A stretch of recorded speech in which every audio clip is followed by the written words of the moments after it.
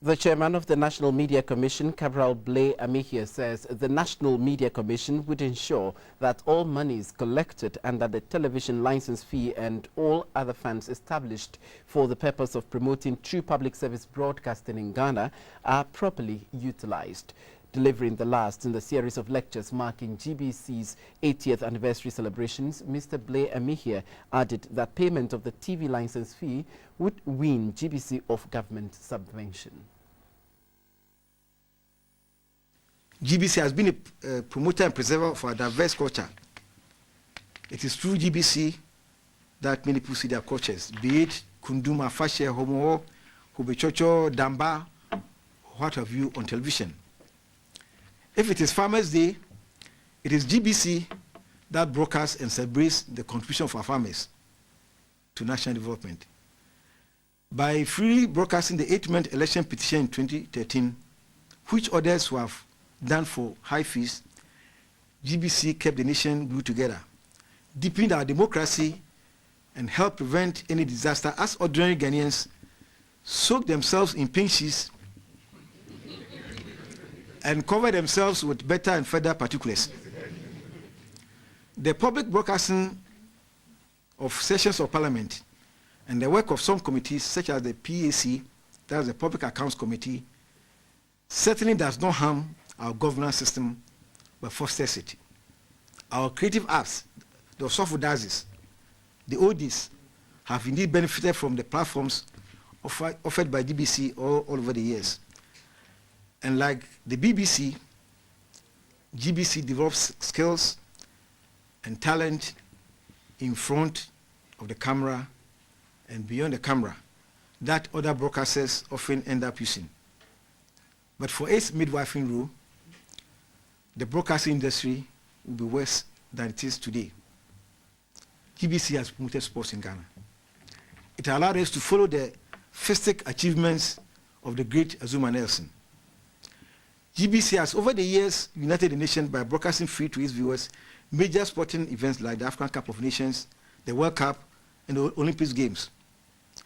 GBC's religious programs have allowed the various faith groups in the nation to be seen and heard on the airwaves, even if they do not have the monies to pay for commercial rates. We can continue to cover events like the Independence Day, which cost us about 54,000 per coverage. May Day celebrations, which cost us about 50,000. Republic Day, which costed about another 55,000. Eid Adha, some 45,000. Founders Day, some 50,000. Eid Fitr, some 45,000. National Best Teachers Awards, about 156 if we move away to the northern parts into the regions. National Farmers Day, also about 160,000.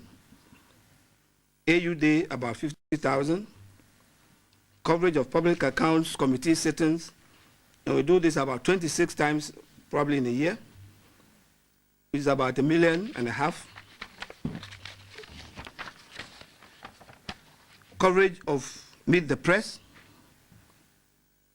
some 18, so odd events, about 800,000. Coverage of National Policy Fair, about 60,000. Coverage of Regional Policy Fair, about 500,000. That's about 8 of them. State of Nations Address, about 50,000. Veteran of Government appointees, depends on how many. The last time we checked, we had spent about 500,000. National Prayer and Thanksgiving Service, some 50,000. Government for the People assemblies, and the list is endless. And we continue to do this, and we'll do them. And this will pay. And apart from this, we lose revenue. We now have technology which will assist us. So we are going to deploy 2 payment methods from the beginning. phase 1 of the rollout. And we have put in place an electronic payment method, which would be most convenient for many of us in the urban centers of the country. We have set up a website, which is tvlicense.com.gh. And all information about TV license will be readily available at that website. I repeat, tvlicense.com.gh.